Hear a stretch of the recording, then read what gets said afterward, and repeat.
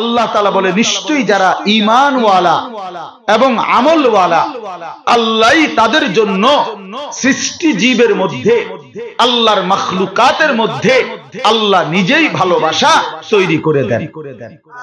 আল্লাহই বানায় দেয়, আল্লাহই তার সৃষ্টির কানে কানে এই আওয়াজ পৌঁছায় দেয়, আমার এই বান্দাকে আমি ভালোবাসি, তোমরাও ভালোবাসো, তোমরাও ভালোবাসো।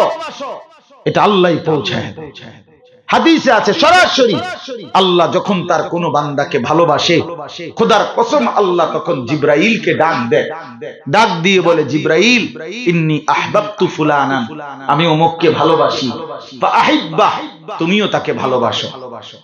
জিবরাইল বলে আহবাবতু ইয়া রাব্বি, আয় রব আমিও তাকে ভালোবাসলাম। এবার জিবরাইল সাত আসমানের ফেরেশতাদেরকে ডেকে বলে, তাকে আল্লাহ ভালোবাসে, তাকে জিবরাইল আমি ভালোবাসি, তোমরা সাত আসমানের ফেরেশতাও ভালোবাসো।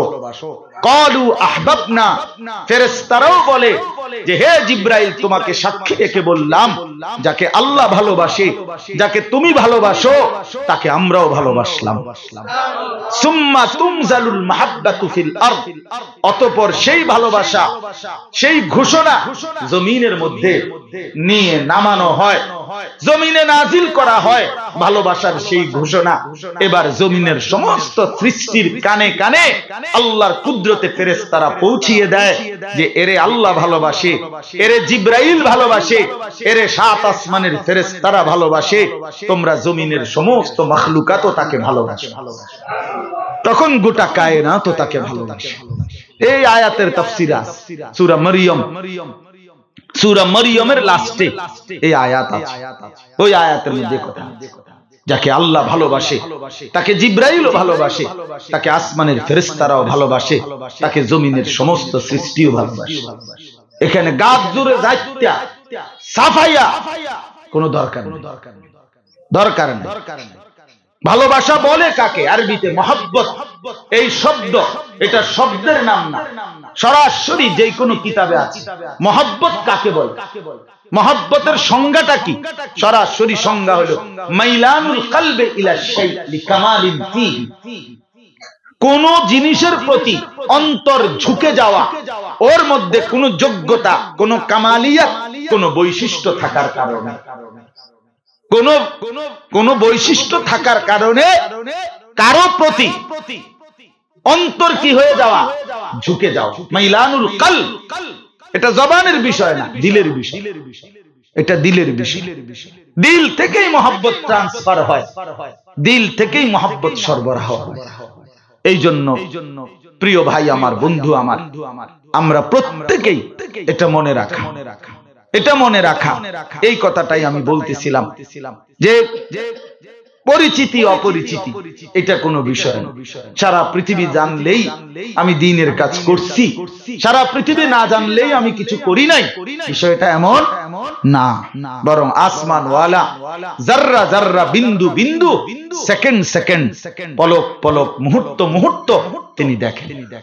আমাদের ভালোটাও আল্লাহ দেখেন, আমাদের মন্দটাও আল্লাহ দেখেন কিনা বলেন? আল্লাহকে ফাঁকি দেওয়ার, আল্লাহ পাককে আড়াল করবার কোন সুযোগ বান্দার কি আছে? নাই। কোরআন শরীফে স্পষ্ট আছে, আল্লাহ তাআলা নবীজিকে লক্ষ্য করে বলছেন, আল্লাযী ইয়ারাকা হিনা তাকুম, বন্ধু আপনি যখন নামাজে দাঁড়ান, আহা মালিক নিজে বলে, দোস্ত আপনি যখন নামাজে দাঁড়ান, আমি সরাসরি আমার কুদরতি চোখে আপনাকে দেখতে থাকি, আপনাকে আমি দেখতে থাকি, আমি তাকিয়েই থাকি আপনার। ও তাকাল্লুবাকা ফিস সাজিদিন, আপনি যখন আমার বান্দাদের সাথে রুকু সেজদা করেন, জামাতে নামাজ পড়েন, আপনার প্রতিটা উঠা বসা, নড়াচড়া, আপনার রুকু, আপনার সেজদা, আপনার আত্তাহিয়াতু, আপনার সমস্ত হালাত আমি আল্লাহ সরাসরি দেখতে থাকি। আমি আপনার রুকুর দিকেও তাকায় থাকি, সেজদার দিকেও তাকায় থাকি, আমি আল্লাহ আপনার পুরা নামাজের দিকে তাকায় থাকি। এজন্য আল্লাহ রাসূল সাল্লাল্লাহু আলাইহি ওয়াসাল্লাম বলছেন, বান্দা নামাজের মধ্যে যখন শুরু করে, নামাজ শেষ হওয়া পর্যন্ত খোদার কসম নবী বলেন, রব্বে করিম ওই বান্দার দিকে তাকায়েই থাকে, তাকায়েই থাকে।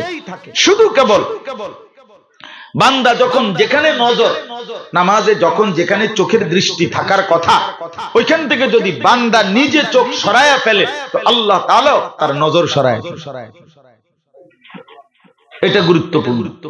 অর্থাৎ দাঁড়ানো অবস্থায় সেজদার দিকে, রুকু অবস্থায় দুই পায়ের মাঝখানে, বসা অবস্থায় কোলের দিকে, সেজদা অবস্থায় নাকের দিকে, সালাম ফিরানোর অবস্থায় দুই কাঁধের দিকে। এই নজর হইল মোট 5টা, নাকি কয়টা? 5টা। নামাজের নজর থাকে 5টা।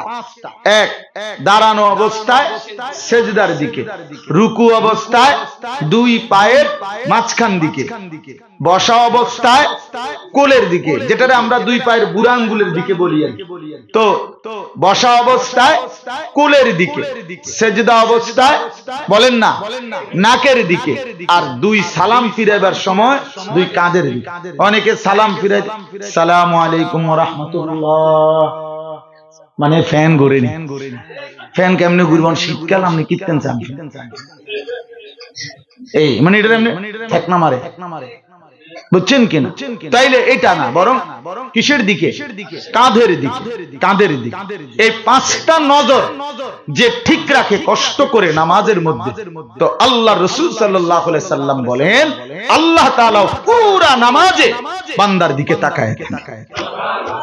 আর যখনই সে নজর সরায় ফেলে, নবীজি বলেছেন ইন্নামা হুয়া ইখতিলাসুন ইখতালিসুহু শাইতানু মিন সালাতিল আবদ, তখন সেটা হলো বাস পাখির মতো, চিলের মতো ছোঁ মেরে, চিল যেরকম ছোঁ মাইরা গোশতের টুকরাটা মুখে লাগাইয়াই ছুটে যায়, তো আল্লাহ রাসূল বলেন বান্দা যখন নামাজ থেকে চোখ সরায় ফেলে নির্ধারিত জায়গা থেকে, শয়তান ঠিক যেন ছোঁ মেরে তার নামাজটাকে আল্লাহর থেকে টাইনা ফিরাইয়া নিজের দিকে নিয়ে যায়। ইয়াখতালিসুহু শাইতানু মিন সালাতিল আবদ, শয়তান তখন নিজের দিকে নিয়ে চলে যায়। এটা এই জন্য তখন আর ওই নামাজ খুশু ওয়ালা নামাজ হয়। আল্লাযীনা হুম ফি সালাতিহিম খাশিউন, নামাজ খুশু ওয়ালা হয় তো ওই নামাজ জান্নাতি হয়, ওই নামাজ জান্নাতুল ফিরদাউস ওয়ালা হয়। এই খুশুয়ের জন্য, নামাজের খুশুয়ের জন্য এটা একটা গুরুত্বপূর্ণ যে নামাজের নজর কি রাখা, ঠিক রাখা। নামাজে যার নজর ঠিক, তার নামাজের মধ্যে খুশু হয়, নামাজের মধ্যে খুশু হয়, নামাজ বিনয়ী হয়, নামাজ মহব্বতের হয়, নামাজ দরদওয়ালা হয়, নামাজ আল্লাহ তাআলার ভালোবাসা দ্বারা ডুবা হয়, ডুবানো। তো এই জন্য ভাই আমরা এটা মনে রাখা, আমাদের নিজেদের মধ্যে এই কথা খেয়াল রাখা, যে মূল বক্তব্য ছিল আমার এই কথাটা বুঝানো যে মহান আল্লাহ পাক রব্বুল আলামিন গ্রহণ করা, এটা হলো মূল বিষয়। মূল বিষয়টা কি বলে? আল্লাহ তাআলা গ্রহণ কর, আল্লাহ গ্রহণ কর, আল্লাহ গ্রহণ কর। পৃথিবী চিনলেই কি, না চিনলেই, না চিনলেই, না চিনলেই, জগৎ চিনতে হবে, পরিচিত হইতেই হবে এমন কোন জরুরি না। এই খ্যাতির মোহ, দুই জিনিস, এটা নিয়ম আমরা কি বুজুর্গদের মুখে বারবার বলছি। মানুষের বরবাদির কারণ দুই জিনিসের ভালোবাসা মানুষের মধ্যে।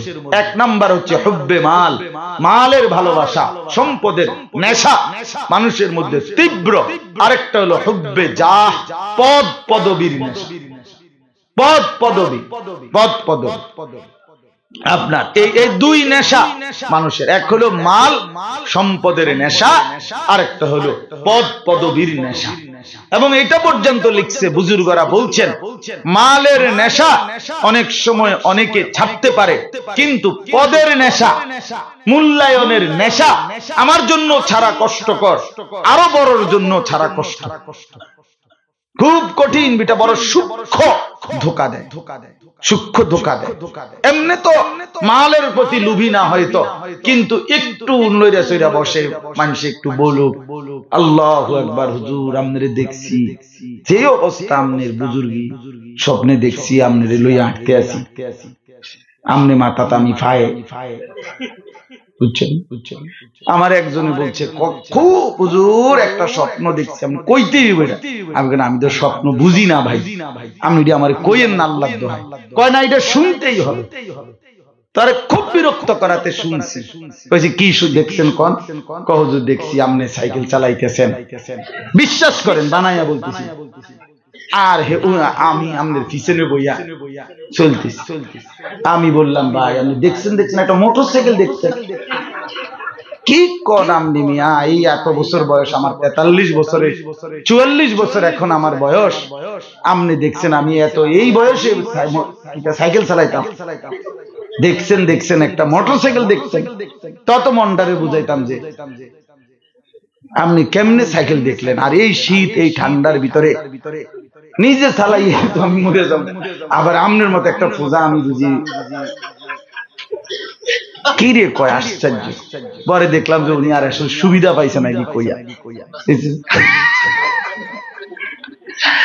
উনি বুঝছে না এই হুজুর আসলে আরো বেজাল্লা হুজুর,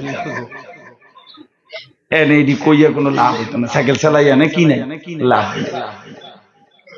যাই হোক, বলার উদ্দেশ্য হইল আসলে কোনোভাবে আমি আমার জন্য বলছি, উসিকুম ওয়া ইয়া, আল্লাহ তাআলা আমাদেরকে দুনিয়াবি এই পদ পদবি নেতৃত্ব কর্তৃত্ব খবরদারি বাহাদুরি অহংকারী থেকে আমাকেও হেফাজত করেন, আমাদেরকেও আল্লাহ তাআলা আমাদেরকে হেফাজত করেন। শুনেন, অহংকার কোরআনুল কারীমের মধ্যে স্পষ্ট আছে। ইবলিসকে আল্লাহ তাআলা বলছেন, যেদিন ইবলিস সিজদা দেয় নাই সেদিন আল্লাহ তাআলা বলছেন, ইবলিস তুমি কিন্তু অহংকার করলা, অহংকার করো। ফামা ইয়াকুনু লাকা আন তাতাকাব্বারা ফিহা, ইবলিস আমি আল্লাহর সামনে অহংকার করা সাজে না। আল্লাহ সেদিনই বলে অহংকার করলি ইবলিস। এরপরে আছে কোরআনে, আলাইসা ফি জাহান্নামা মাসওয়াল লিল মুতাকাব্বিরিন, সরাসরি কোরআনের আয়াত। আল্লাহ তাআলা বলেন জাহান্নাম অহংকারীর ঠিকানা। অহংকারের ঠিকানা কোথায়?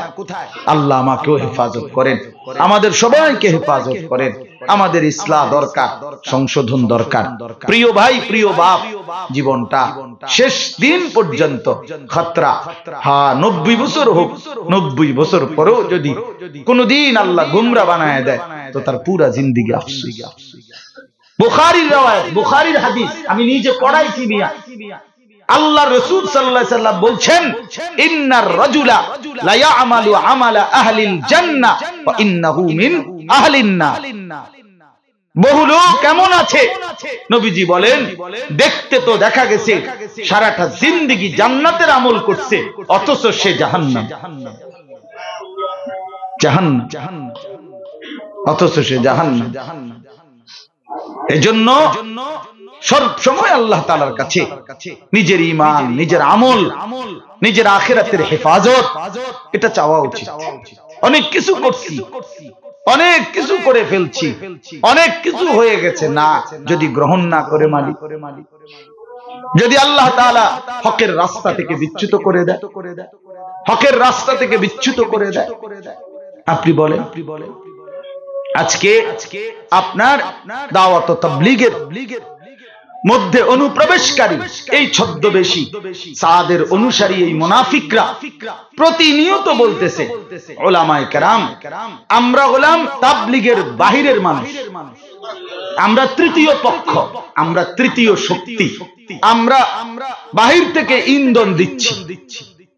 আচ্ছা, আশ্চর্য বিষয় দেখেন, আল্লাহ তাআলা কি পরিমাণ বোকা, নির্বোধ, অন্ধ বানাইলে এত বড় কথা বলতে পারে, এত বড় কথা। এজন্য হককে না চিনা, বাতিলকে আঁকড়ায়া ধরা, গোমরাহকে আঁকড়ায়া ধরা, এটা জীবনের সবচেয়ে বড় লানত, অভিশাপ। অভিশাপ, অভিশাপ, এটা জিন্দেগীর বড় অভিশাপ। একদিন আফসোস করবে, একদিন বুঝবে হায় কার বিরোধিতা করলাম, কার বিরোধিতা। আফসোসের ব্যাপার। উলামায়ে কেরাম সারাটা জিন্দেগি দাওয়াত, তাবলীগ, তালিম, তাজকিয়া, জিহাদ, ইসলামের হর লাইনে মেহনত করে উলামায়ে কেরাম। ইসলামের নামে যত কিছু, সবকিছুর ওয়ারিস উলামায়ে কেরাম। এটা আল্লাহ রাসূলের ঘোষণা, আল্লাহ রাসূলের ঘোষণা। ইন্নামা ওয়ারাসুল ইলমা, নবী বলছেন উলামায়ে কেরাম ইলমের ওয়ারিস। তো নবীর ইলম যা, নবীর যা তিনি দিয়ে গেছেন উম্মতের সামনে, তার পুরাটার ওয়ারিস উলামায়ে কেরাম। তো তাদের থেকে বিচ্যুত হয়ে তাদেরকে ভিন্ন ব্যক্তি বলা, এর চাইতে বড় নাফরমানি আর কি? এর চাইতে বড় নাফর, এটা কোন লজ্জায় বলে? এটা কোন লজ্জায় বলে? বাংলাদেশে যে সমস্ত শীর্ষ বুজুর্গ উলামায়ে কেরাম, এরা কি আজকে কালকের আলেম? কথা বলেন। যে আলেমের বয়স, যিনি আজকে 60 বছর, 50 বছর, 40 বছর ধরে বুখারী পড়ায়, হাদিসের কিতাব পড়ায়, উনাকে যদি কেউ বলে উনি তৃতীয় পক্ষ, এর চাইতে বড় কানা অন্ধ আর কে হইতে পারে? এই জন্য আমরা বেশি আফসোস করতেছি, এদের জন্য আফসোস করতেছি, খুব বেশি আফসোস করি। আহা কি করলাম, আহা কি করলাম, নিজের আখিরাত এভাবে বরবাদ করে দিল, নিজের পরকাল এভাবে বুঝি নষ্ট করে দিলা। আল্লাহ রাসূল সাল্লাল্লাহু আলাইহি ওয়াসাল্লাম যেই পবিত্র ঘোষণা দিয়েছেন উলামায়ে কেরামের বিষয়ে, তোমরা তাদের থেকে নিজেদেরকে বিচ্যুত মনে করে ঘোষণা করে এরপরে তাদের সাথে মোকাবেলায় লাগলা, এর চাইতে বড় দুর্ভাগ্য, বদনসিব আর কেউ হইতে। আমি কিতাবে নিজে পড়ছি, বুজুর্গানে দ্বীন বলছে উলামায়ে কেরামের রক্ত বিষের মতো, বিষের মতো, অর্থাৎ বিষ যেরকম ধ্বংস করে দেয়, উলামায়ে কেরামের পবিত্র রক্ত যে ঝরায়, আল্লাহর কসম সে তার গোষ্ঠী সুদ্ধা ধ্বংস হয়ে যাবে, ওই নির্বংশ হয়ে যাবে, নির্বংশ হয়ে যাবে। ইন্না শানিআকা হুয়াল আবতার, আবতার। আল্লাহ কোরআনে ওয়াদা দিয়েছে, বন্ধু আজকে রাসূল আপনাকে যেই বেঈমানরা তিরস্কার করে, আমি আল্লাহ ওয়াদা দিলাম আপনাকে মন্দ বলে যেগুলো, এরা আবতার, এরা বংশহীন, নির্বংশ হয়ে যাবে।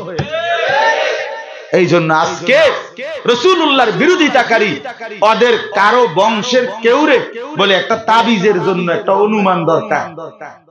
আবু জেহেলের বংশের কোন লোকের যদি একটা কিছু পাওয়া যাইতো, তাহলে এটা দিয়ে তাবিজটা ভালো হইতো, এর মতো খুঁজে পাইতো নাই। এদের নির্বংশ, এদের নাম গন্ধ।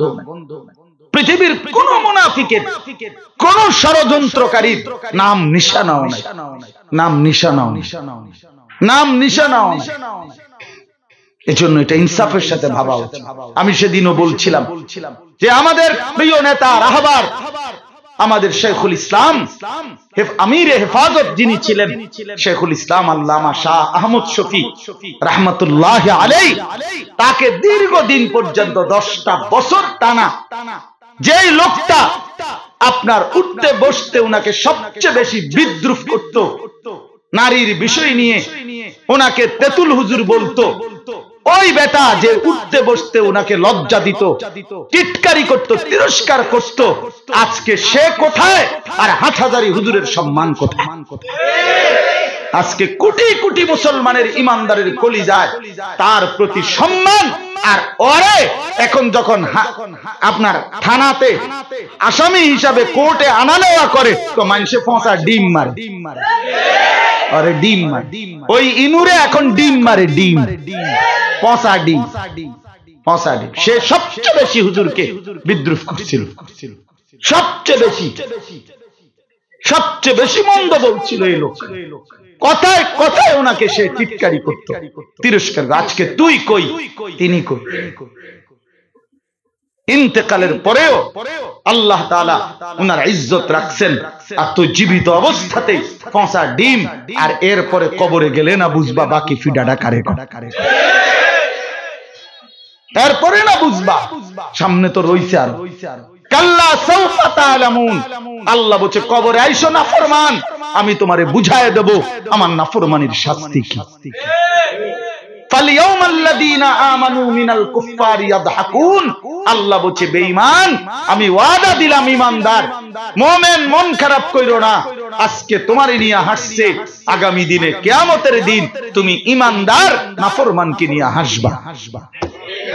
আল্লাহর ওয়াদা, ফালিয়াউমাল্লাযীনা আমানু মিনাল কুফফারি ইয়াদহাকুন, হাসবে ইমানদার, হাসবে সেদিন। আজকে বেঈমান হাসে। এই জন্য কারো উপরে ওই যে আজকে 2 দিন পত্রিকায় লেখা হইতেছে লক্ষ লক্ষ কোটি কোটি মিলিয়ন ডলার খরচ করে যে ফিলিস্তিনকে আগুন দিয়ে পোড়ায় ফেলছে, জ্বালায় ফেলছে, হাজার হাজার বোমা আঘাতে যে ফিলিস্তিনে প্রতিনিয়ত আগুন লাগাইছে, আগুন জ্বালাইছে, যাদের সবচেয়ে বড় ইন্ধন ছিল, সবচেয়ে বেশি সহযোগিতা ছিল ওই আমেরিকার বেঈমান, ওই বেঈমানদের একটা পুরা প্রদেশ, একটা পুরা এলাকা, পৃথিবীর সবচেয়ে বড় নষ্টামি, উলঙ্গপনা, বেহায়াপনা, অসভ্যতার মেন কেন্দ্র যেই হলিউড, এই হলিউডের যেই কেন্দ্র লস অ্যাঞ্জেলস, ক্যালিফোর্নিয়া আগুনে পুরা ছাই হয়ে গেছে। আসমানওয়ালা পুরায়া দিছে, পুরা পুরায়া। শোনেন নাই? আগুন জ্বলছে, কোনো ভাবেই নিয়ন্ত্রণ করতে পারতেছে না দাবাজ। পুরা পুরা স্টেট পুরা গেছে। একটা দুইটা বিল্ডিং, একটা দুইটা বিল্ডিং। সবচেয়ে বেশি ফিলিস্তিনিদের বিরুদ্ধে ওইখানকার এই হলিউডের এক নায়ক, এক শিল্পী সবচেয়ে বেশি প্রচারণা করছে ইসরায়েলের পক্ষে। যেই বেঈমান সবার আগে তার হাজার কোটি টাকার বাড়ি পুরা ছাই হয়ে গেছে। আমার শায়েখ বলে সব সময় রব্বে করিম ছাড় দেয় কিন্তু ছেড়ে দেয় না, ছাড় দেয় কিন্তু ছেড়ে দেয়। এই জন্য প্রিয় ভাই, ওই এখানে এখন খবরওয়ালারা কইতে আছে, কি সুন্দর শুনলাম, খবরেই বলতেছে, সাংবাদিকরাই বলতেছে এটা নিশ্চয়ই অত্যধিক পাপের ফসল, ওইটা অত্যধিক পাপের শাস্তি ইত্যাদি মূল্যবান কথা বলতেছে। হ্যাঁ, আমরা তো আরো আগের থেকে চিল্লাইছি যে নাফরমানি বেড়ে গেলে, আল্লাহর অবাধ্যতা বেড়ে গেলে আল্লাহর আযাব আসে, আল্লাহর আযাব আসে। যাহারাল ফাসাদু ফিল বাররি ওয়াল বাহর বিমা কাসাবাত আইদিন নাস। মানুষের হাতের কামাই, আল্লাহ বলেন তোমাদের মাটিতে কিংবা পানিতে যেখানে যত বিশৃঙ্খলা, আযাব, গজব, এটা কিসের কারণে? তোমাদের হাতের কামাই, তোমাদের গুনাহ, তোমাদের অব্যাহত নাফরমানি, তোমাদের অশ্লীলতা, বেহায়াপনা, তোমাদের উলঙ্গতা, তোমাদের নোংরা। আমি প্রতিদিন মাহফিলগুলোতে আমার সাধ্য দিয়া চিল্লাই যে যুবক, তুমি এইভাবে উলঙ্গপনা, রাত দিন নাচ গান, নর্তকীর ছবি, উলঙ্গ দৃশ্য, আমার যুবক ছেলেরা তোমরা এইভাবে পাগল হইয়া যাইও না। একদিন এমন আযাব আসবে, গজব আসবে, তখন তোমার শরীরটা, জীবনটা, যৌবনটা কিচ্ছু থাকবে না, কিচ্ছু থাকবে, কিচ্ছু থাকবে। একদিন আপনজনরাও দেখতে আর সুযোগ পাইবে না। আজকে ছেলে পেলেরা, জওয়ানরা, যুবক যুবতীরা অসভ্যতাতে যে পরিমাণ পাগল হয়ে গেছে, একটা মোবাইল থেকে চোখে ফিরাইতে চায় না। রাত নাই, দিন নাই, সারা দিন সারা রাত ছবি, নারী, অশ্লীল দৃশ্য, উলঙ্গপনা, বেহায়াপনা, এই এক পাগলামিতে ব্যস্ত। এটা কোন ধরনের কথা? কোন ধরনের জীবন শেষ? আরে বহু পাঞ্জাবিওয়ালার জীবন শেষ, বহু টুপিওয়ালার জীবন শেষ। এই মোবাইল বহু টুপিওয়ালারও শেষ করে দিয়েছে, এই মোবাইল বহু পাঞ্জাবিওয়ালারও শেষ করে দিয়েছে, শেষ করে। হ্যাঁ, দিন থেকে বিচ্যুত করে দিয়েছে। কি পরিমাণ আল্লাহর লানত! আল্লাহর দিন থেকে কোরআন পড়াইতো, সেজদা দিত, আল্লাহর গোলামি করত, এমন জায়গা থেকে মোবাইলের আসক্তি তারে দূরে সরায় দিছে। তার উপরে খোদার কত বড় লানত পড়ছে, চিন্তা করে কত বড় গজব লাগছে তার উপরে, যে আল্লাহর কোরআন পড়াইতো, সেই জায়গা থেকে সে ছুটে গেছে শুধু মোবাইল চালাইবার স্বাধীনতার জন্য। মোবাইলের নেশা তারে কি পরিমাণ পাগল বানায় দিছে। হায় হায় হায় হায় হায়, এর চাইতে বড় লানত আর কি। ওয়ালা তাকুনু কাল্লাযীনা নাসুল্লাহ ফাআনসাহুম আনফুসাহুম উলাইকা হুমুল ফাসিকুন। আল্লাহ বলে, বান্দা, আমি আল্লাহকে এই পরিমাণ ভুলে যেও না, বেশি ভুলে গেলে একদিন আমি তোমাকে ভুলিয়ে দেব। তাফসীরে আছে কি ভুলিয়ে দেব? আমি তোমার নিজের কবর, নিজের আখিরাত, নিজের হাসর, তোমার মিজান, তোমার ফুলসিরাত আমি টোটালি ভুলায় দেব। তো তোমার আখিরাত তোমারে ভুলায় দেব, আর কোনদিন মনে পড়বে না তোমার কবরের কথা, আখিরাতের কথা। তো এরপরে কি হবে তখন তোমার পরিচয়? উলাইকা হুমুল ফাসিকুন। তখন তোমার পরিচয় হবে তুমি প্রকাশ্য পাপী। লোকে তোমারে প্রকাশ্যে বলবে সুদখোর, ঘুষখোর, হারামখোর, অথচ তুমি ছিলা মুমিন। ইয়া আইয়ুহাল্লাযীনা আমানুর পরের আয়াত এটা, মানে তুমি ছিলা, আমি তোমারে ডাক দিছিলাম হে ঈমানদার কইয়া, ইত্তাকুল্লাহ। আমি বলছিলাম হে ঈমানদার, গুনাহ ছেড়ে দাও, তাকওয়া অর্জন করো। তুমি পাত্তা দিলা না, তো মনে রেখো অল্প সময় পরে তুমি হয়ে যাবা উলাইকা হুমুল ফাসিকুন। ফাসিক, এবার তোমারে আর কেউ মুসলমান বলবে না, বরং উঠতে বসতে আড়ালে আবডালে একাকী বা প্রকাশ্যে তোমারে বলবে সুদখোর, ঘুষখোর, জিনাখোর, ব্যভিচারী, লম্পট, চরিত্রহীন, মদখোর, গাঁজাখোর, ফুট্টাখোর, বাবাখোর, ডাইলখোর, হারামখোর, ইয়াবাখোর, বাটপার, সিটার, লম্পট, বেপর্দা নারী, বেহায়া নারী, নর্তকী, গায়িকা, অসভ্য নারী, এই সব শব্দ দিয়া সিল লাগাই দিবে, সিল। মনে করো তুই শেষ, তুমি শেষ। আরি বিল্ডিং করতে আর বাড়ি মানুষে কবু সুদের টিয়া এমনি বিল্ডিং করে। আমার সামনে কহ হুজুর মন্ডা চাইছে ফাসাদ লাফতি দেই। আমি কি লেগে মন্ডা চাইলো? আমনে ও কাটটা সুদখোর, কাটটা, এই শব্দটা কইছে বেটা। কাটটা কি? সুদ। তোর বিল্ডিং খাইয়া পড়ে, তোর বিল্ডিং কইসা পড়ে। উলাইকা হুমুল ফাসিকুন। অথচ শুরু করছিল ইয়া আইয়ুহাল্লাযীনা আমানুত্তাকুল্লাহ, হে মুমিন। বড় বেশি যত্ন করে বলছিল মুমিন। আল্লাহ ডাক দিয়ে বললেন হে ঈমানদার, ইত্তাকুল্লাহ, আল্লাহকে ভয় করো, আল্লাহকে ভয় করো, আল্লাহকে ভয় করো। গুনাহ ছেড়ে দাও, গুনাহ ছেড়ে দাও। খোদার কসম বন্ধু, আমার জন্য বলি, আপনার জন্য বলি, ধীরে ধীরে দিলের মধ্যে জমে।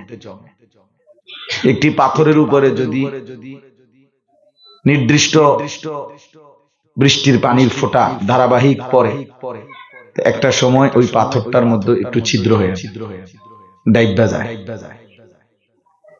এই কারণে ধারাবাহিক শুনতে থাকলে আল্লাহর কথা, দিল আস্তে আস্তে নরম হয়, পরিবর্তন হয়, নিজের ভিতরে ফিকির আসে, ভাবনা জাগে। এজন্য আল্লাহর কথা নিয়মিত শুনতে হয়, ধারাবাহিক শুনতে হয়, নিয়মিত শুনতে হয়। এজন্য আপনাদের কাছে এটা অনুরোধ, আমি প্রতিদিন এই কথা বলি যে ধারাবাহিক আল্লাহর কথা শোনা উচিত। কোন ব্যক্তি বিশেষের জনপ্রিয়তায় না, বরং আল্লাহর কথার প্রতি আন্তরিক হয়। আমার এলাকার ইমাম সাহেব বলুক আর দূরের কোন হুজুর বলুক, পরিচিত কোন বক্তা বলুক অথবা অপরিচিত কোন আলেম বলুক, আল্লাহর কথা যখন বলে তখন আল্লাহর কথার প্রতি মনোযোগী হওয়া উচিত। তাইলে বরকত হয়, তাইলে পরিবর্তন হয়, তাইলে আন্তরিক হয়, জিন্দেগি বদলায়। সফলতা কিংবা ব্যর্থতার জন্য সবাই চিনে অথবা চেনে না, এটা কোনো বিষয় না। ইসলামের দৃষ্টিতে সফলতা বা ব্যর্থতার জন্য পরিচিতি কোনো বিষয় না। সবাই চিনলে তিনি সফল, সবাই না চিনলে তিনি ব্যর্থ, এমন কোন মূলনীতি ইসলামের মধ্যে নাই। বরং আল্লাহ তাআলা কবুল করে আখিরাতের মুক্তি পাওয়া, এটা সফলতা। কোরআন শরীফে স্পষ্ট আছে, ফামান যুহজিহা আনিন নার ওয়া উদখিলাল জান্নাতা ফাকাদ ফাযা। আল্লাহ তাআলা বলেন, যাকে জাহান্নাম থেকে মুক্তি দেয়া হলো এবং জান্নাতে প্রবেশ করানো হলো, ফাকাদ ফাযা, সেই কেবল সফল হলো। তাহলে সোজা কথা, একবারে বাংলা কথা, যে সফলতা মানে হলো জান্নাত পাওয়া। ফাকাদ ফাযা, সে সফল হলো। আর দুনিয়ার সবটা যাই পেল দুনিয়াতে, আল্লাহ বলছেন ওমাল হায়াতুদ দুনিয়া ইল্লা মাতাউল গুরুর। এই শব্দের পরেই কথা, এই আয়াতের মধ্যে এটা, যে আর দুনিয়ার জীবন সে তো কেবলই ধোঁকা। আল্লাহ বলছেন। তার মানে দুনিয়াতে তুমি যাই পাও না কেন, পদ পদবী, মান সম্মান, ইজ্জত মর্যাদা, স্লোগান, একবারে যাই, সবকিছুই ধোঁকা, মাতাউল গুরুর, ধোঁকার সামগ্রী। প্রকৃত সফলতা জাহান্নাম থেকে মুক্তি পাও, প্রকৃত সফলতা জান্নাতি হও। এই জন্য ইতিহাসের তারিখে, ইসলামী ইতিহাসের কিতাবে আছে, সাহাবায়ে কেরাম নবীজির জামানায় সাহাবীরা যখন যুদ্ধের ময়দানে আল্লাহর রাস্তায় শহীদ হইতেন, তো শাহাদাতের পূর্ব মুহূর্তে রক্তাক্ত দেহ নিয়ে চূড়ান্ত শহীদ হওয়ার আগ মুহূর্তে সাহাবীরা বলতেন একটা বাক্য, কিতাবে এটা আছে। সেই বাক্যটা হলো ফুজতু ওয়া রাব্বিল কাবা, কাবার রবের কসম আমি সফল হয়ে গেলাম, আমি কামিয়াব হয়ে গেলাম।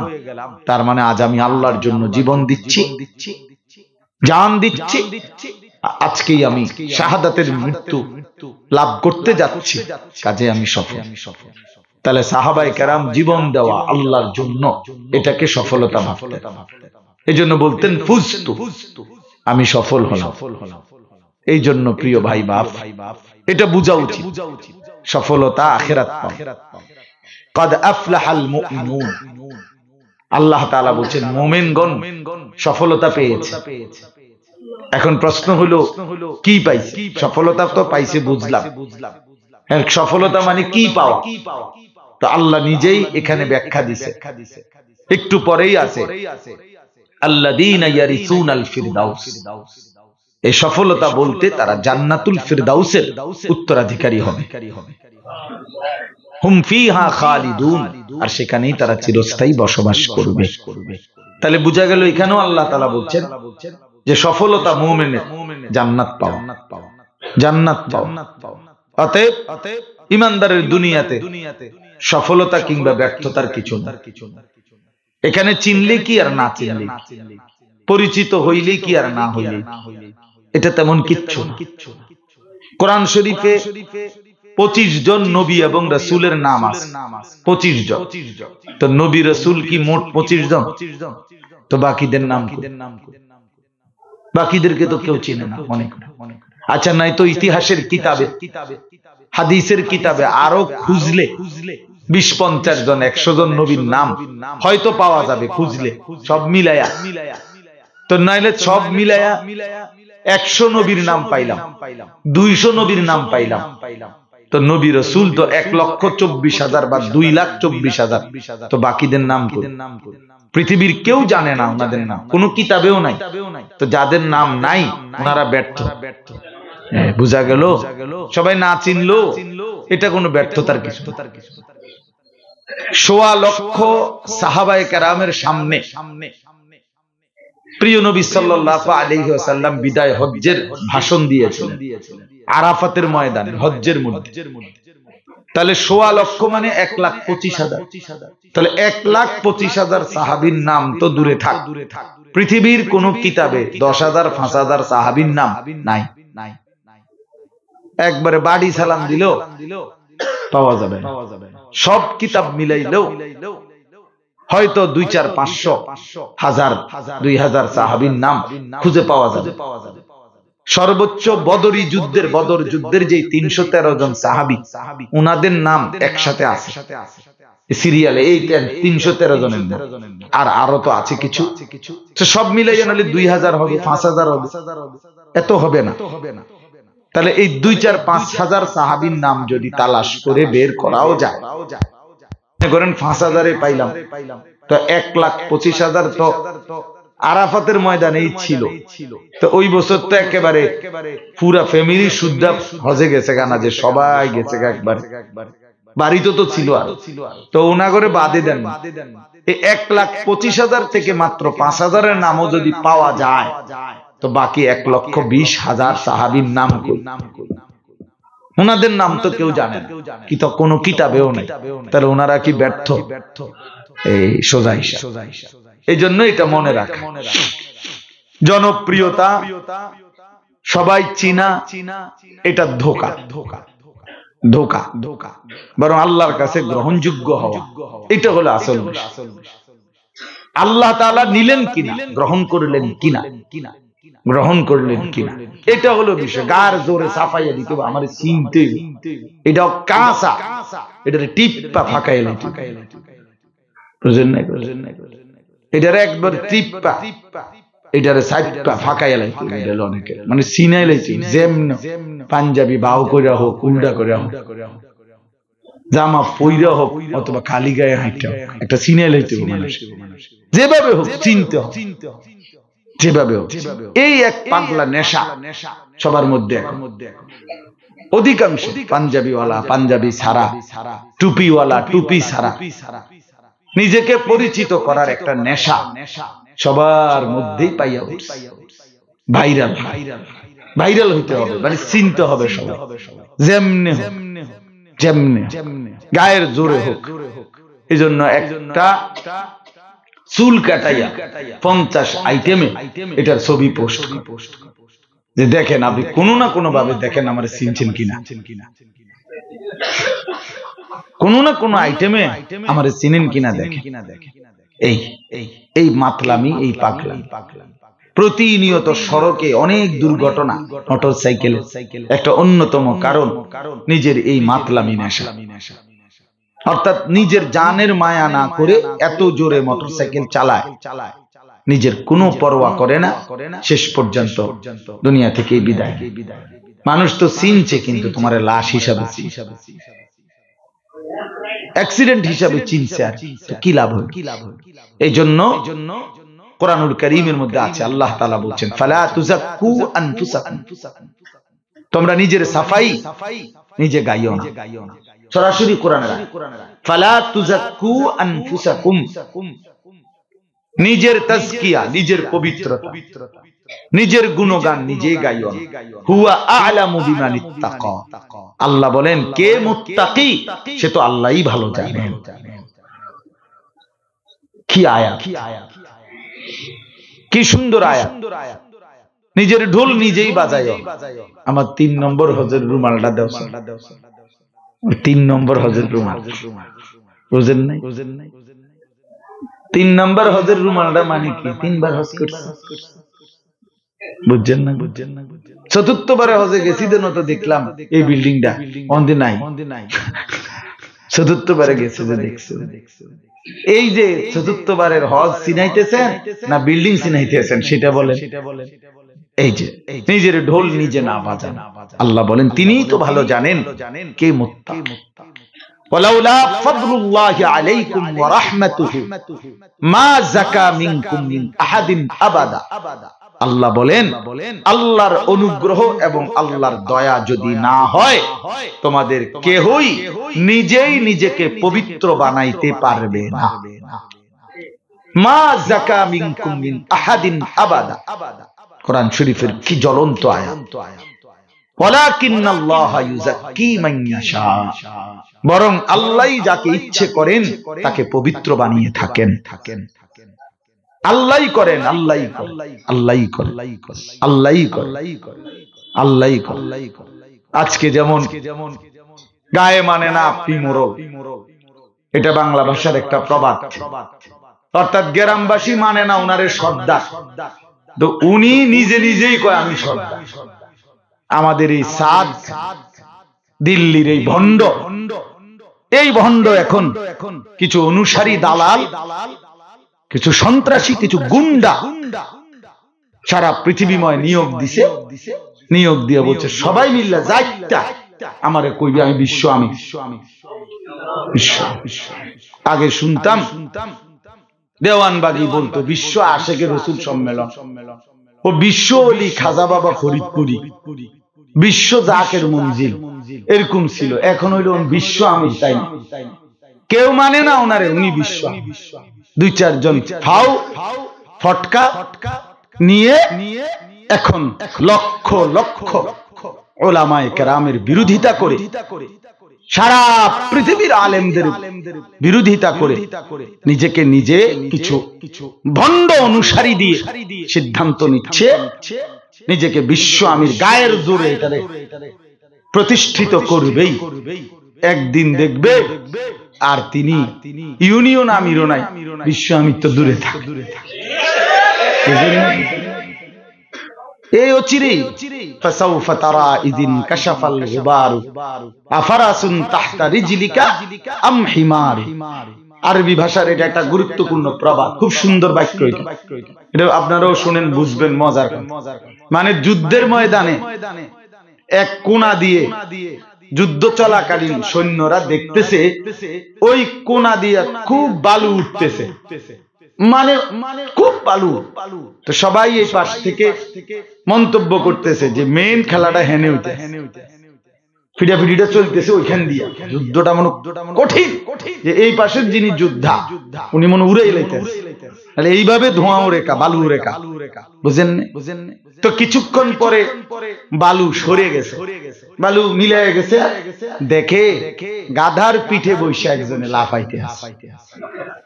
ওই গাধার ঠ্যাঙের থেকে যে বালু উঠে, এই দিয়ে বালু, শত্রুরও খবর নাই, দুশ্মনেরও খবর নাই, যুদ্ধেরও কোনো পাত্তা নাই, তাই নিয়ে গাধার পিঠে ফালায়। তো এইটারে আরবিতে বলে আর কি, যে অল্প সময়ের ব্যবধানে ধুলির ঝড় যখন সরে যাবে তখনই তুমি দেখতে পাবে পায়ের নিচে কি ঘোড়া নাকি গাধা। এজন্য এই সাদও অল্প কিছুদিন পরেই দেখতে পারবে পায়ের তলে ঘোড়া নাকি গাধা, এটা দেখবে সে, কোনো সন্দেহ, কোনো সন্দেহ।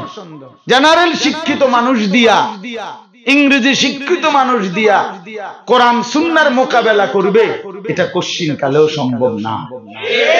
উলামায়ে কেরামের মোকাবেলায় দাঁড় করাইছো তুমি ডাক্তার রে, ইঞ্জিনিয়ার রে, তুমি এটা বুঝি কথা, এটা বুঝি সম্ভব, এটা বুঝি হইব।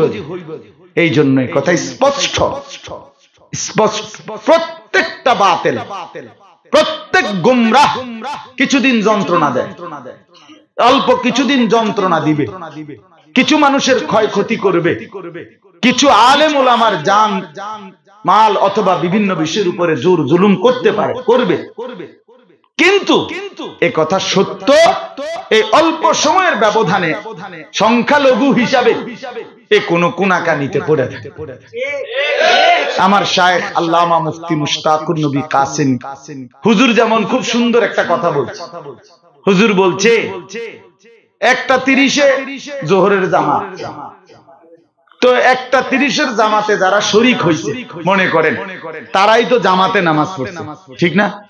এখন 1:45-এ আইসা বা 2টার দিকে আইসা কেউ যদি বারিন্দায় জামাত করে অথবা উঠানে বাহিরে জামাত করে আরেকটা, তো তাইলে তো এই কথা তো প্রমাণ যে তারা 1:30টার মেন যে জামাত জোহরের, এরা জামাত পাইছে, এরা না পাওয়াতেই তারা এই ভিন্ন আলগা কিছু একটা করছে, কিন্তু মেন জামাত হয়েছে কখন? 1:30টা।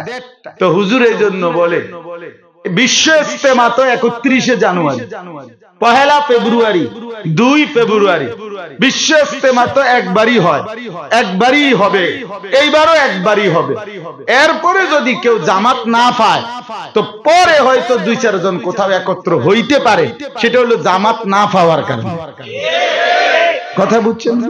ওরা জামাত ছুটে গেছে, হ্যাঁ, এরা 1:30টার জামাত পায় নাই, এই জন্য এরা 31শে জানুয়ারি বিশ্ব ইজতেমা যদি না পায় তা পরবর্তী তুমি 7 তারিখ করো আর 14 তারিখ করো, তোমার ইজতেমার খবর নেই।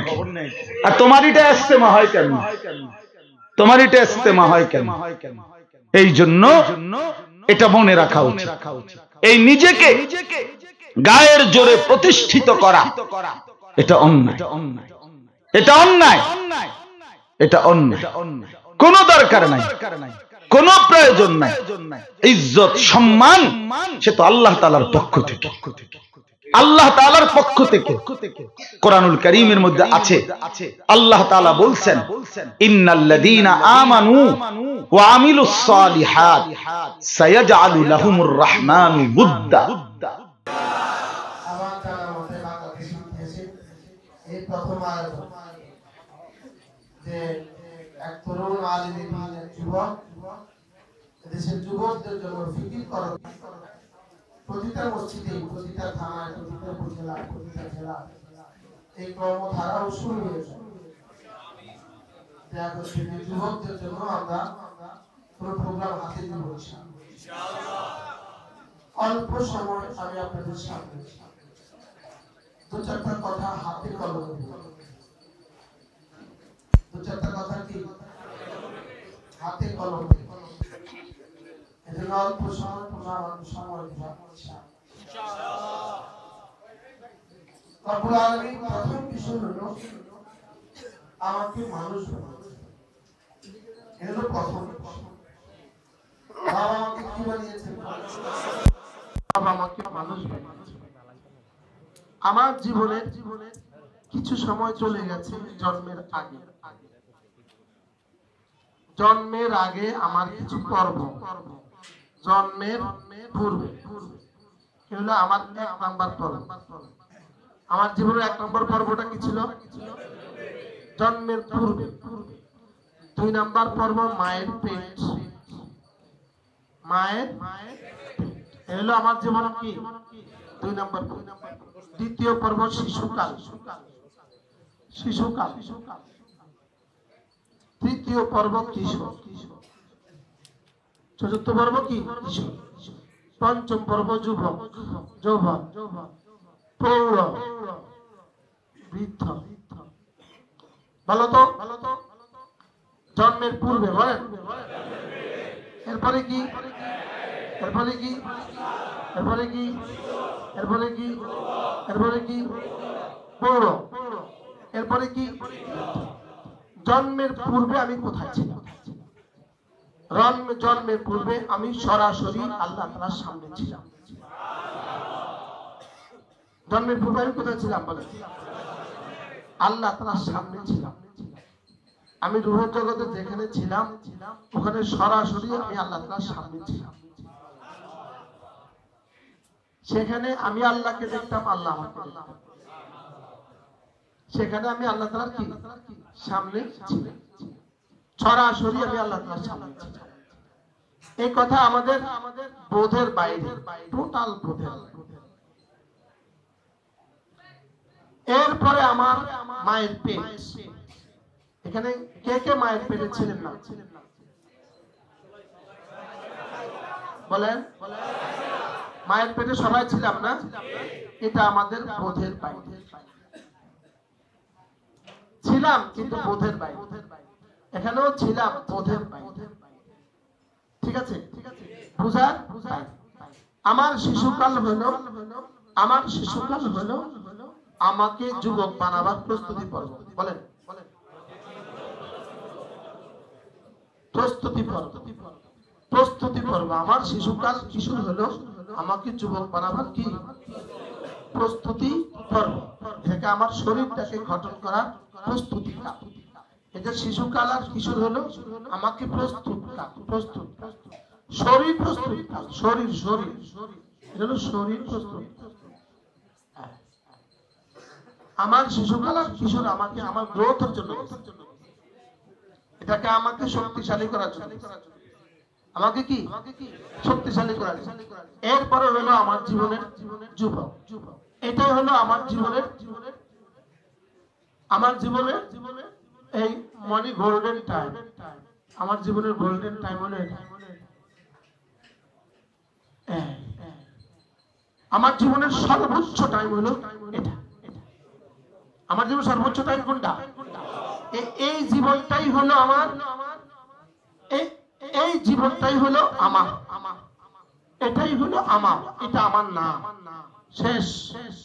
এটা আমি হিসাব কষার সময়, এটা মৌত প্রস্তুতি নেওয়ার সময়, এটা হলো ব্যাগ গোছাবার সময়। 11 টাওয়ার ব্যাগ গোছাবার সময়। বলে 12টা ফ্লাইট, 11টা কি করে? এটা জীবনের শেষ সময়, প্রস্তুতি পর্ব শেষ। এটা জীবনের একদম শেষ সময়। এটা হলো আমার হিসাব কষার সময়। এটা হলো আমার জীবনের সবকিছু রেডি করার সময়। আমার দুনিয়া, আমার আখিরাত, পুরোটাই আমার এই সময়।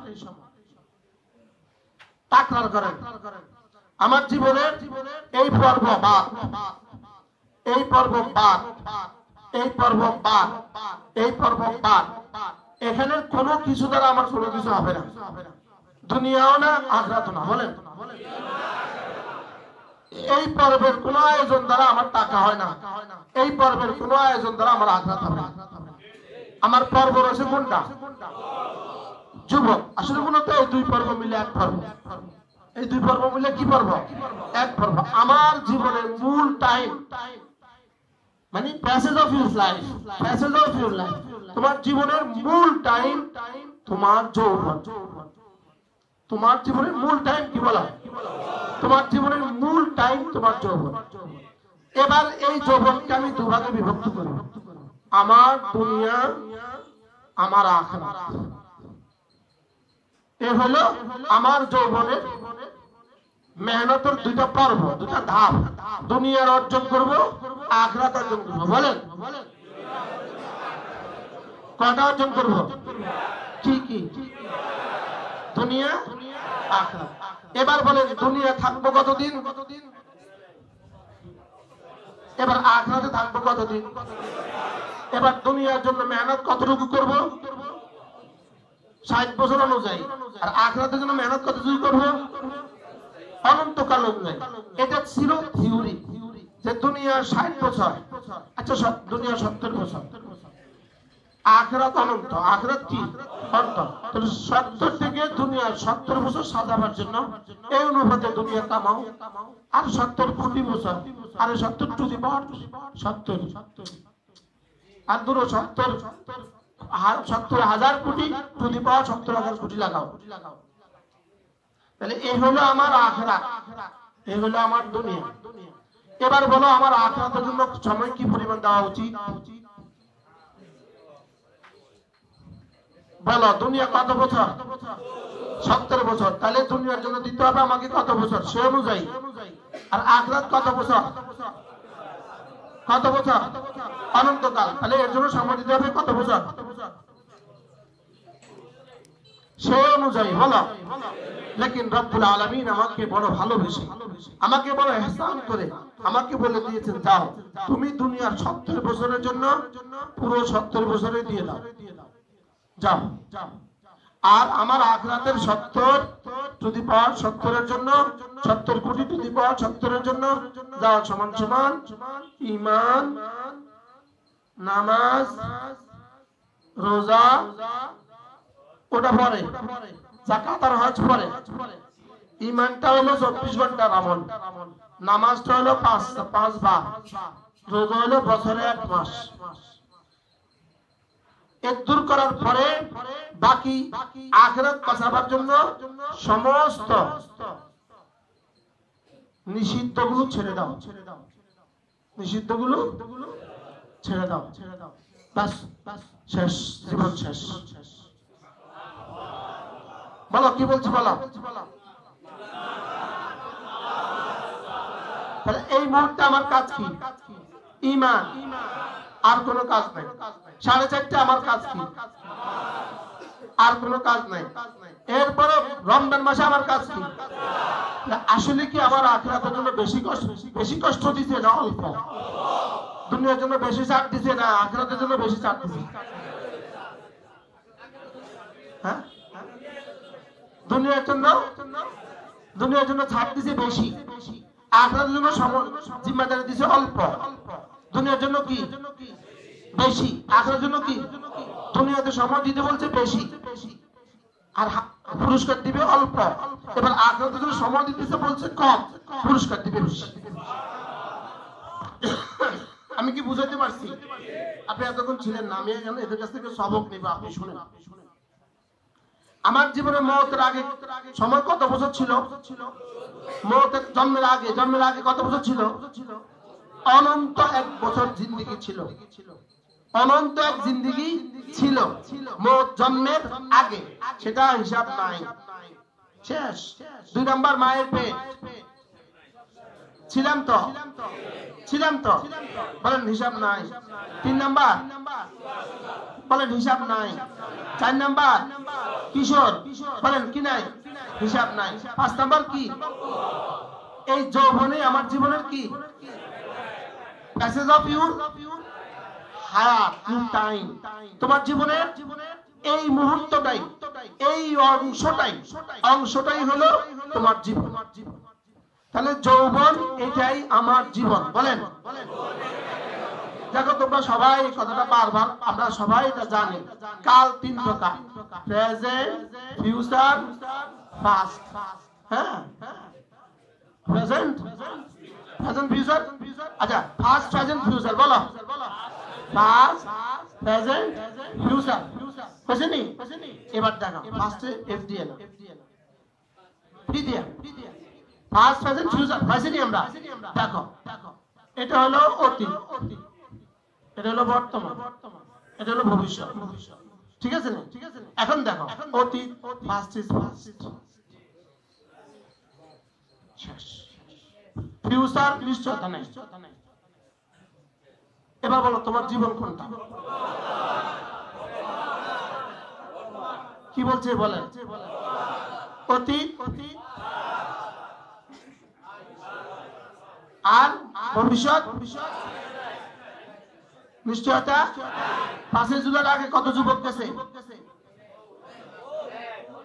গেছে না? তাহলে ভবিষ্যতের কি নাই? এবার তুমি আর আমি বলো আমার জীবন কোনটা? এবার দেখো, এটা হলো একটা লেখা। এটা কি? এই লেখাটা আমি কোন থেকে শুরু করছি? এটাকে বলে জাররা, অথবা নুক্তা, অথবা নুক্তা। আর বাংলাতে কি বলবে? অণু। বলো, কি বলছি বলো? জাররা, নুক্তা, অণু। এই জাররার দৈর্ঘ্য, প্রস্থ, গভীরতা নাই। কি বলছি বলো? জাররার প্রস্থ কত, গভীরতা কত, দৈর্ঘ্য কত? এবার বর্তমানটা হলো জাররা। কি বলছি বলো? বর্তমান কি? জাররা। বর্তমান টাইমটা কত দূর?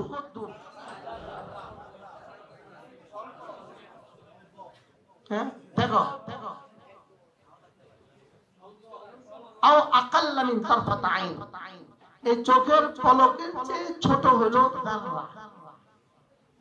আপনি জোয়ানের মধ্যে পারেন না, আপনি ওয়াজ শুনবেন না, কিনলে ভাত খাইছে না। আচ্ছা মা, কি বলছি বলেন? বলো বর্তমান কি? ভাই আপনার অতীত কত বছর? বয়স রাখবেন না, 28। আপনার অতীত 28 বছর শেষ। এবার বলেন ভবিষ্যৎ কত বছর? এবার বলেন বর্তমান কত? সবাই বলো। জাররার বাংলা কি? এবার বলো তো দেখি, অণুর দৈর্ঘ্য আছে, প্রস্থ আছে, গভীরতা আছে, অণু কত? ছোট। ছোট বলো। তাহলে বর্তমান সময় তোমার জীবনের লাইফ কোনটা? মোট তোমার লাইফ কোনটা? অতীত, ভবিষ্যৎ। এবার লাইফ কোনটা? বর্তমান। এবার বর্তমান কত? বর্তমানের মেয়াদ কাল। বলো বর্তমানের মেয়াদ কাল। Pin point. দেখো।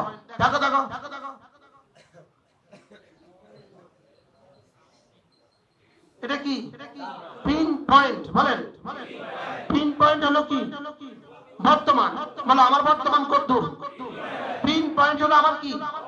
আমার বর্তমান বয়স, বর্তমানটা কত? Pin point. এবার বলো অতীত, ভবিষ্যৎ, বর্তমান, পিন পয়েন্ট। পিন বর্তমান যদি পিন পয়েন্ট হয়, এই জন্যই কালেমায়ে তওবা এত সংক্ষিপ্ত। কালেমায়ে তওবা ছোট না বড়? কেন? যদি কালেমায়ে তওবা সূরা বাকারার মতো হতো, শুরু করার আগে যদি মওত এসে যেত, কালেমায়ে তওবা শেষ হতো না। হ্যাঁ, অনেকে আর নসিব হতো না। এই জন্য কালেমায়ে তওবা এত ছোট কেন বলো?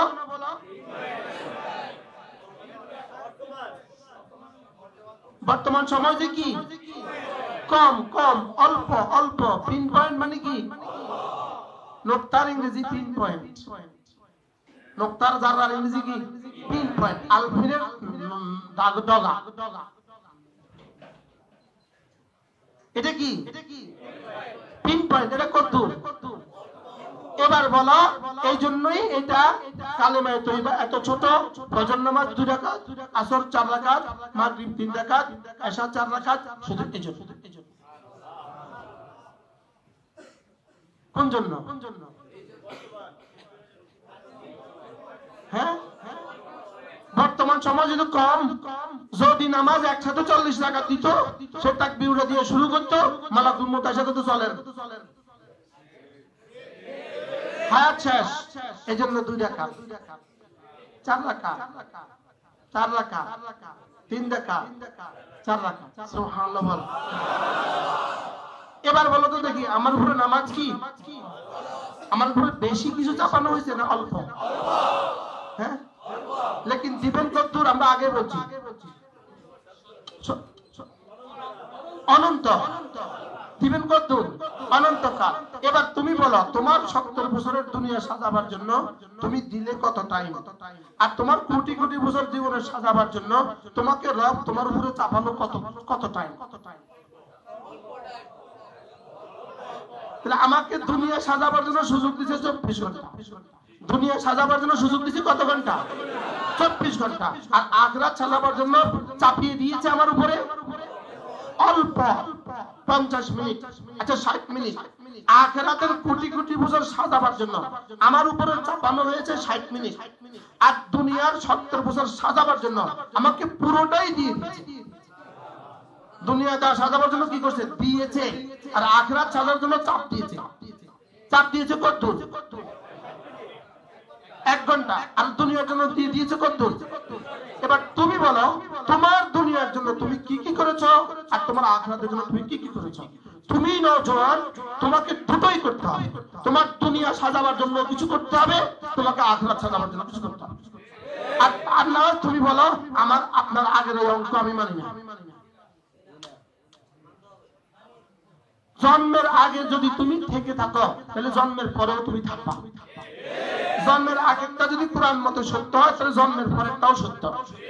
মায়ের পেট যদি কোরআন মতে সত্য হয়, তোমার শিশুকাল যদি কোরআন মতে সত্য হয়, খালাকনাকুম মিন দুফিন, আমি তোমাকে দুর্বল করে বানিয়েছি, এটা সত্য। সুম্মা জাআলনা মিন বাদি দুফিন কুওয়াতান, এরপরে আমি তোমাকে দুর্বল করার পরে আমি তোমাকে সবল করেছি, এটাও সত্য। সুম্মা জাআলনাকুম মিন বাদি কুওয়াতিন দুফান ওয়া শাইবা, তোমার জওয়ানির পরে আবার তোমাকে পড়োয়ার বুড়ো বানাবো, এটাও কি সত্য?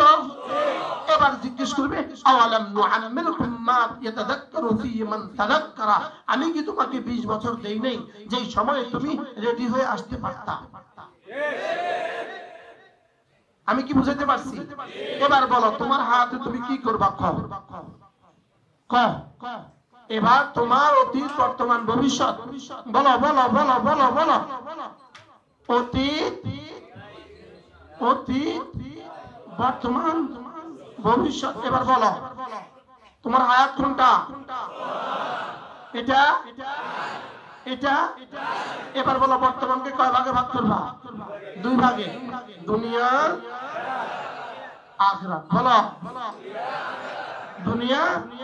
দুনিয়ার জন্য 24 ঘন্টা থেকে 23 ঘন্টা দিয়ে দাও, আখিরাতের জন্য 1 ঘন্টা দিয়ে দাও। চল, কি বলছি বলো।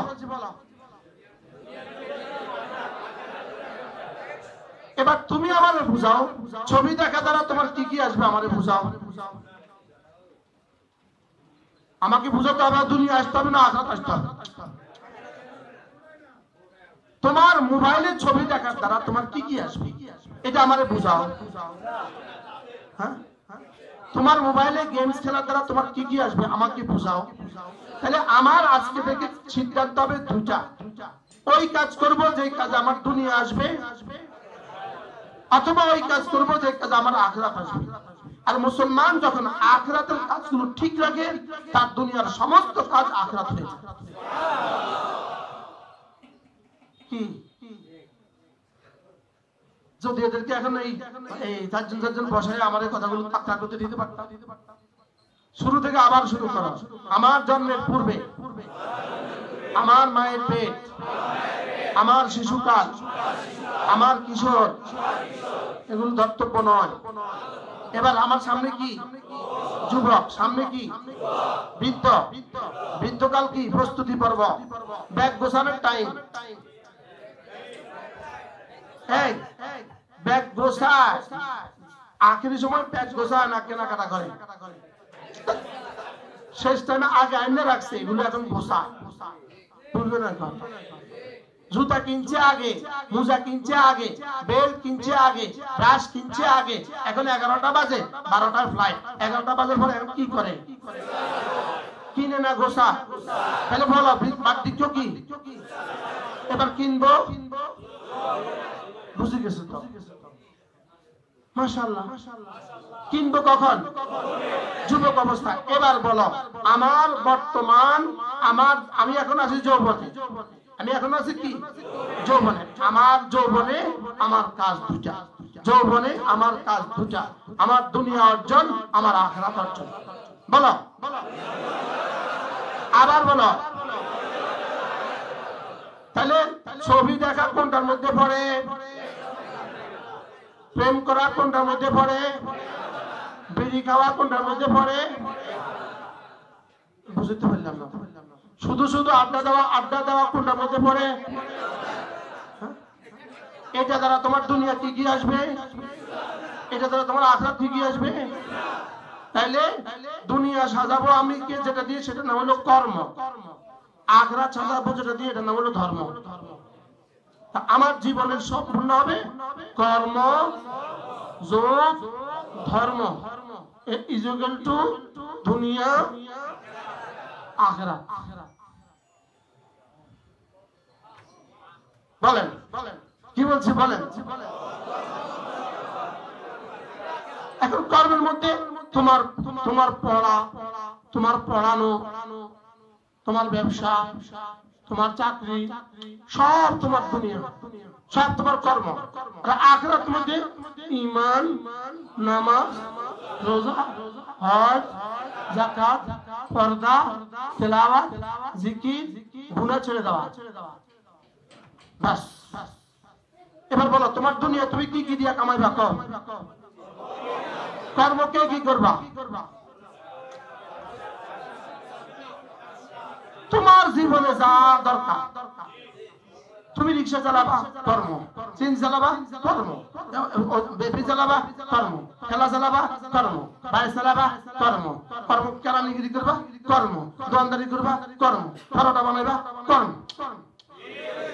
জুতা সেলাই করবা, কর্ম। চাকাতে হাওয়া দিবা, কর্ম। বললির উপর উঠে কাজ করবা, কর্ম। বিদ্যুতের কাজ করবা, কর্ম। গ্যাসের কাজ করবা, কর্ম। বাসের কাজ করবা, কর্ম। ক্ষেতের কাজ করবা, কর্ম। তাহলে তোমার কর্ম দিয়া তোমার দুনিয়া সাজবে, আর তোমার আখিরাত দিয়া, তোমার ধর্ম দিয়া তোমার আখিরাত সাজবে। হ্যাঁ। আর যার কর্ম না, এর সব এই ঘড়ি ঘড়ি ঘড়ি ঘড়ি ঘড়ি। দেখো, কর্ম নাই, কর্ম নাই, এটা শুধু কোন কর্ম করে না। এটা হলো ছাগল। এটা হলো ছাগল, কোন কর্ম নাই। আসলে বলে ছাগল, ছাগল, ছাগলে কি কি কাজ করে? কোন কর্ম না। ছাগলে 3 কাজ করে: খায়, ঘুমায়, বাচ্চা দেয়। খায়, ঘুমায়, বাচ্চা দেয়। ছাগলে কয় কাজ করে বলা? কি কি করে? আর ধর্ম নাই, ধর্ম নাই। এটা হলো হিন্দু, ইহুদি, নাসারা, বৌদ্ধ, কিছু নাই, কিছু নাই। এখন তুমি কি ছাগল না মানুষ? তুমি কি হিন্দু না ইহুদি না মুসলমান? তোমার কথা লাগবে কম। কি কি লাগবে? কর্ম লাগবে কেন? দুনিয়ার জন্য। ধর্ম লাগবে কেন? তাহলে আমার জীবনের সিদ্ধান্ত কি? কর্মহীন ধর্ম দরকার নাই, ধর্মহীন কর্ম দরকার নাই। বলো কি বলছি? বলো। হিন্দুদের পাদ্রীগুলো ধর্ম আছে, কর্ম নাই। ওরা ধর্মের কাম করে, কিন্তু এই ধর্ম গ্রহণযোগ্য নয়, কিন্তু আছে, করে। কিন্তু কি নাই? আমাদের আমাদের আমাদের কটা জীবন, জীবন কি করতে হবে এখন? তাহলে শিশুকাল কর্মধর্ম, কিশোরকাল কর্মধর্ম, বুড়াকাল কর্মধর্ম, তাহলে কোন কাল কি কি কর্মধর্ম? কর্ম দিয়ে কি হবে আর আখিরাত দিয়ে কি হবে? ব্যাস, এবার সিদ্ধান্ত নেওয়ার তোমার জন্য। কি বলছি বলো? কি কি করবো আমরা বলো? কর্ম, হ্যাঁ কর্ম, কর্ম যোগ ধর্ম ইজুকাল টু দুনিয়া আজ ও আখিরাত। এবার দুনিয়াবাসীকে দেখা যাও, বলো একটা লাঠি দিতেন ভালো হইতো। বলো কর্ম ধর্ম, কর্ম দিয়ে আর ধর্ম দিয়ে। এবার কর্মহীন ধর্ম, কর্মহীন ধর্ম ছাগল, আর ধর্মহীন কর্ম বিধর্মী বেঈমান। আমরা কি বেঈমান? আমরা কি ছাগল? আমরা কিটা কিটা?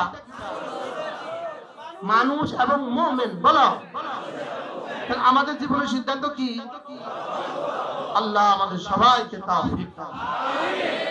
এই জন্য তোমাদেরকে আমরা আনাইছি। মনে থাকবে ইনশাআল্লাহ। আল্লাহ যে আবার কখনো আনে ইনশাআল্লাহ সামনে আরো সামনের পর্ব হবে। হ্যাঁ, তাহলে আমরা এখান থেকে কি কি সিদ্ধান্ত নিয়ে উঠবো? এবার আরো সহজ করে দিলে বলো কাজ নামাজ, আবার বলো, আবার বলো শুধু কাজ শুধু নামাজ। আমার জীবন কি হবে? কাজ নামাজ, কাজ নামাজ, কাজ নামাজ। আর রমজান মাসে রোজা, রমজান মাসে রোজা, কাজ নামাজ রোজা, কাজ নামাজ রোজা। মূলত সে এখন সে ছবি দেখতেছে না কেন? তার হাতে কি নাই বলেন? সে গান শুনে কেন? সে আড্ডা দেয় কেন? তাহলে আমার জীবনের সিদ্ধান্ত নিতে হবে, আমি কাজও করব, আমি নামাজও করব। বলেন ইনশাআল্লাহ। আল্লাহ আমাদের সকলকে কবুল করেন ইনশাআল্লাহ। জান্নাতের সামিয়ানা আবার দেখা হবে ইনশাআল্লাহ। আমি কি আমার ধারণাকে আপনাদের সামনে খুলতে পারছি? ক্লিয়ার? তাহলে আমার জীবনের মূল টাইম কোনটা? যৌবন। যৌবনে আমার মূল কাজ কি? এখন আমার যৌবনের মেয়াদ কাল কতদূর?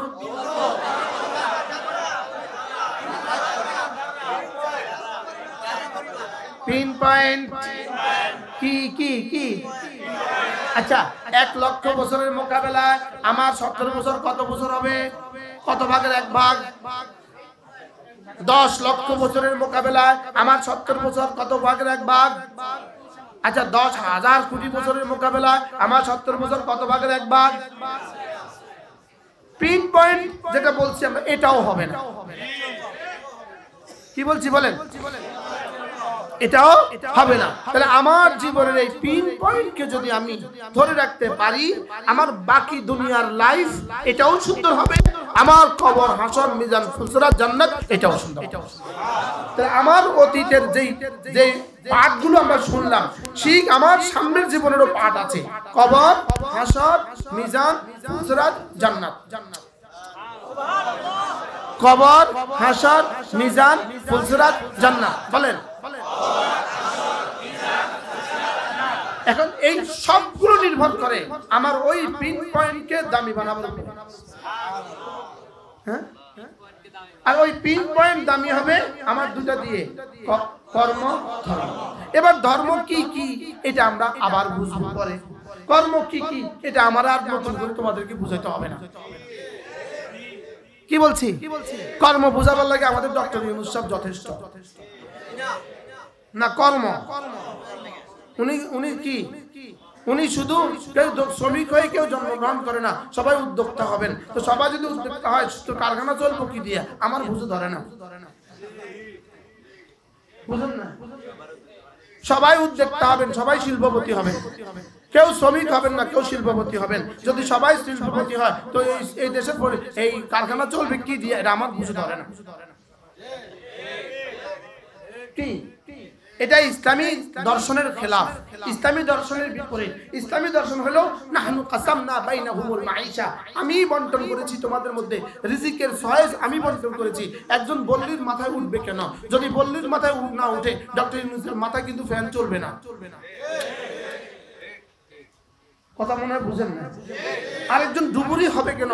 সাগরের তলদেশে যাবে কেন? যদি সাগরের তলদেশে না যায় তাহলে ডোনাল্ড ট্রাম্পের স্ত্রীর এখানে কি হীরা ভাসবে না। তাহলে বোঝা গেছে নাহনু কাসামনা বাইনাহুল মাঈশা, রিজিক আমি ব্যবস্থা করেছি, রিজিকের সয়েজ আমি ঢেলে দিয়েছি। কে কোনটা করবে এটা আমি ঠিক করে দিয়েছি। কেউ উদ্যোক্তা হবা, কেউ ওখানের ম্যানেজার হবা, কেউ ওখানের চেয়ারম্যান হবা, কেউ ওখানের ড্রাইভার হবা, কেউ ওখানের পলিসি মেকার হবা, কেউ ওখানের ডিজাইনার হবা। না সব উদ্যোক্তা হবে? তাহলে সব উদ্যোক্তা হবে এই থিওরি ঠিক না। এই থিওরি সমাজতন্ত্রের থিওরি। এই থিওরি কোন তন্ত্রের থিওরি? সমাজতন্ত্র। এটা পচে গেছে, এটা পচে গেছে, এটা ব্যাকডেট। এটা কি পৃথিবীর যে ইজমে উঠে ওটা কয়দিন পরে পচে যায়, কয়দিন পরে ব্যাকডেট হয়ে যায়। আর ইসলাম ছিল চির উন্নত, ইসলাম আছে, ইসলাম কারণ ইসলাম যিনি রচনা করেছেন, যিনি দিয়েছেন, তিনি আহকামুল হাকিমিন, তিনি অতীত জানেন, ভবিষ্যৎ জানেন, বর্তমান জানেন। এই জন্য ইসলাম চির উন্নত, চির উন্নত, চির সুন্দর, চির যৌবন। আমি বুঝাতে পারছি? তাহলে বলো তো আমরা আজকে কি সিদ্ধান্ত নিয়ে আমরা ঘরে যাব?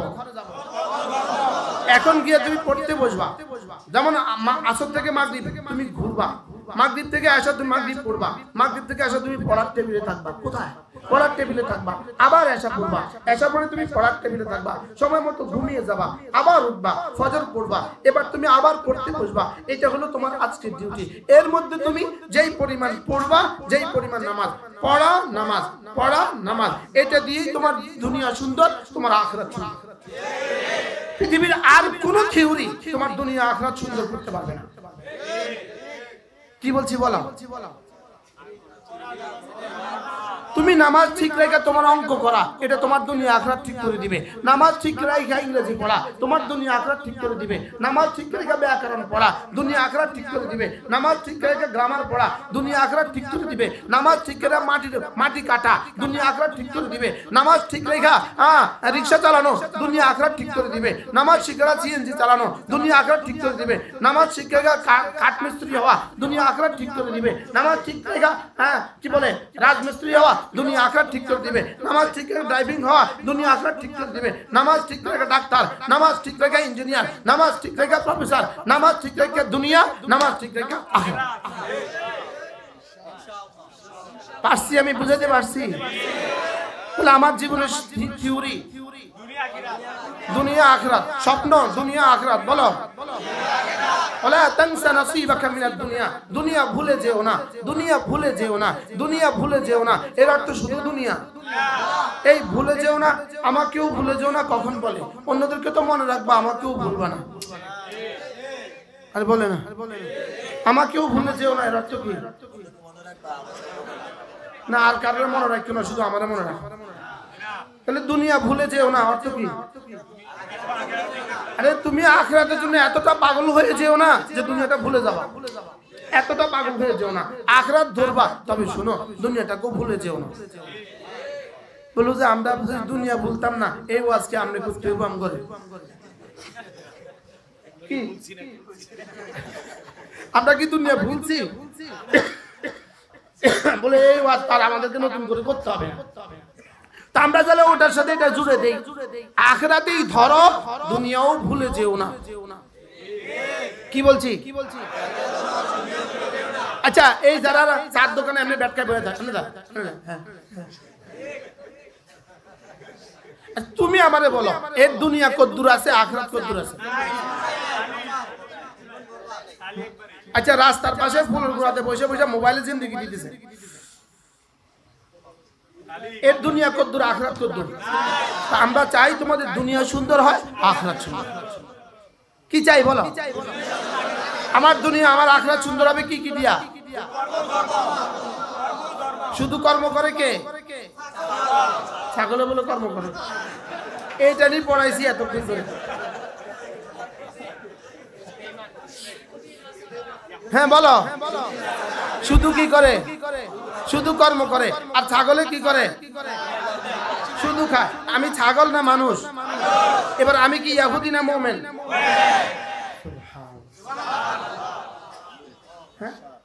সবার সবক মুখস্থ হয়েছে। ওই যে মৌলানার ইসলাম মজলিস না হলে আমি কিভাবে বলতে পারতাম? হ্যাঁ, এ তোমাদেরকে আবার আনে আসবা তো ইনশাআল্লাহ।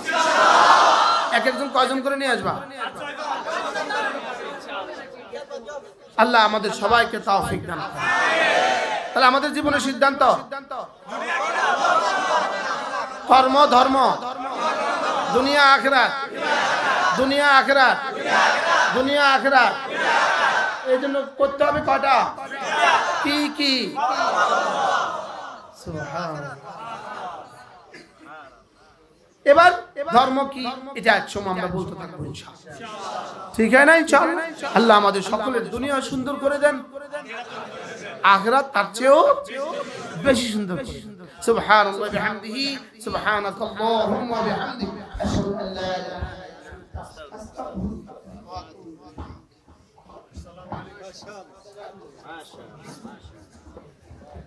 মাশাআল্লাহ, সকলেই বলে আলহামদুলিল্লাহ। তাহার তেজের তলোয়ারে সব বন্ধন কেটে যায়। তুফান আমার জন্মের সাথী, আমি বিপ্লবী হাওয়া, জিহাদ জিহাদ, বিপ্লব বিদ্রোহ মোর গান গাওয়া। প্রিয় ভাই আমার, বন্ধু আমার, নওজোয়ান সাথী, আলহামদুলিল্লাহ আমাদের এটা ফিকির ছিল। আমার শায়েখ আরিফ বিল্লাহ হাকিমুন নাফস আল্লামা মুফতি মুশতাকুন নবী কাসিমি হযরত দামাত বারাকাতুহু অসাধারণ চমৎকার আজকে আমাদের সামনে বয়ান করেছেন। সকলেই বলি আলহামদুলিল্লাহ। এতটা ফিকির করে নওজোয়ানদের জন্য আলাদা এইভাবে ব্ল্যাকবোর্ড এনে হাতে কলমে বুঝাবেন, আমি কল্পনাও করি, আমি বাস্তবিক অর্থেই ভাবি নাই। আলহামদুলিল্লাহ আমার হযরত হৃদয় থেকে আমি এটা বুঝছি কমপক্ষে যে আমাদের এই মজলিসটাকে হৃদয় থেকে উনি পছন্দ করছেন। আমারে অনেকবার জিজ্ঞাসা করছে, অনেকবার, ওনারা মজলিসের কি খবর, মজলিসের কি খবর। আমারে বারবার বলছে যে আপনি সব মাহফিলে বলতেছেন না কেন? আমি কোন মাহফিলে বলি নাই, মানে আমি যে প্রতিদিন ওয়াজে যাই, তো মাহফিলের ওয়াজে কখনো এই পর্যন্ত একদিনও বলি নাই। এই ভয়ে বলি নাই যে আমার তো জায়গা নেই। বাস্তব কথা, আসলেই আমি বলি না। ওরা জানে যারা সাথে থাকে, মাহফিলে আমি কোথাও বলি নাই এই ভয়ে, শুধু আমার তো জায়গা নেই। শুধু এই অনলাইনে বিজ্ঞপ্তিটাই যা দেওয়া হয়েছে এতটুকু। বাকি আমার স্বপ্ন আছে, আশা আছে। হযরত এখনো এতক্ষণ পর্যন্ত আলাপ করছেন আল্লামা মুফতি আমজাদ সাহেব, উনি সহ কথা বলছেন। আমরা বৃহৎ পরিসরে ইনশাআল্লাহ আরো বড় আয়োজন করার জন্য বাহিরে আমাদের ফিকির আছে ইনশাআল্লাহ। এবং জেলা ভিত্তিক, উপজেলা ভিত্তিক বিভিন্ন অঞ্চলে ইনশাআল্লাহ আমরা এরকম দিনব্যাপী শুধুই কিশোর তরুণ নওজোয়ানদের ইসলাহ সংশোধন, এই ফিকিরে আমরা ইনশাআল্লাহ কাজ করব। আল্লাহ তাআলা আমাদেরকে তৌফিক দান করুন। প্রিয় ভাই, কষ্ট হইছে আমরা সবাই জানি, কিন্তু আসরের নামাজ আমরা একসাথে পড়ে এরপরে বের হবো ইনশাআল্লাহ। এজন্য এখন আমাদের অনেক প্রিয় ভাই এবং বর্তমান সময়ের একজন আলোচিত আলেমে দ্বীন অনেক সুন্দর বয়ান করে, আমি নিজেও যার বয়ান শুনি এবং আমরা দিন থেকে যাকে মহব্বত করি, আমাদের সেই প্রিয় ভাই হযরত মাওলানা মুফতি ইউসুফ বিন ইকবাল দামাত বারাকাতুহুল আলিয়া, তিনি ইনশাআল্লাহ এই মুহূর্তে আমাদের মাঝে গুরুত্বপূর্ণ নসিহত পেশ করবেন। এরপরেই আমি একটু কথা বলে মুনাজাত করে দেব, এরপর ইনশাআল্লাহ মজলিস শেষ হয়ে যাবে। এজন্য আমরা সবাই মনোযোগ দিয়ে শুনবি। মাওলানা এখন আলোচনা করবেন জিনা, ব্যভিচার ও হারাম সম্পর্কে কুপ্রভাব।